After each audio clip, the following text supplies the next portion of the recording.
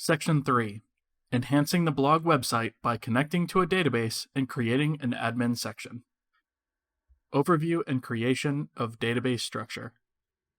In this video, we will review high-level changes and additions, create a database in Visual Studio 2017, set up the project to connect to the database using local DB, create the necessary structure in the database, and populate the database with some test data. Let's also quickly review our high-level architecture. In this section, we're primarily going to be focusing on the server side.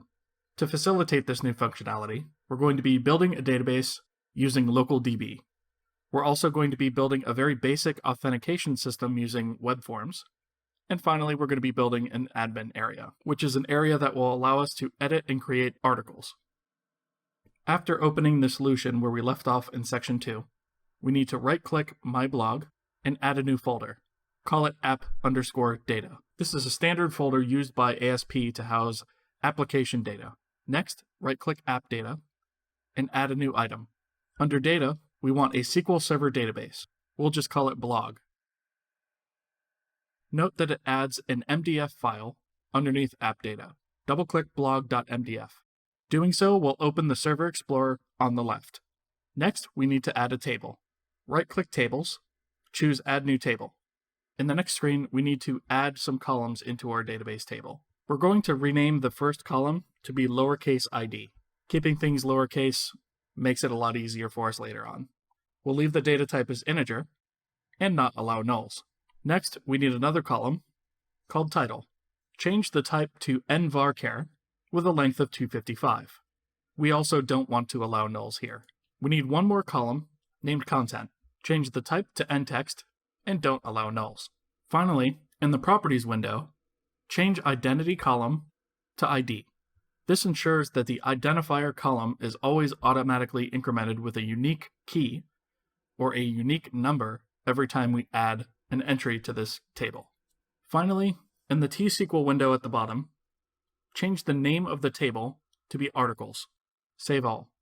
This is going to prompt you to save the SQL file that's created here at the bottom somewhere on your machine.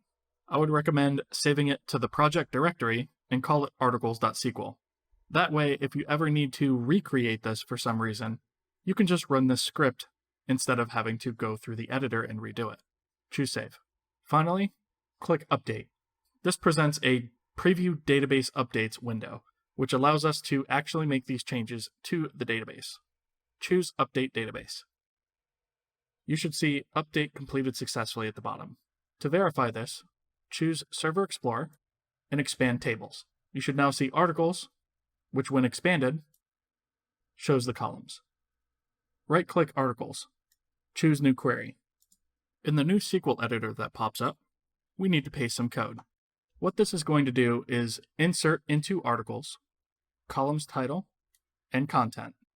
We want to insert the values article 1 as the title, in this string as the content. And finally, we want to select from articles after we've done that. Click the Execute button. Once we've done this, we see that we have a new entry in our articles table with an ID of 1, a title of article 1, and our content. Change the title to article 2 and execute one more time. You'll note now that we have two entries in the table, one with an ID of 1, the second with an ID of 2, the respective article titles, and content.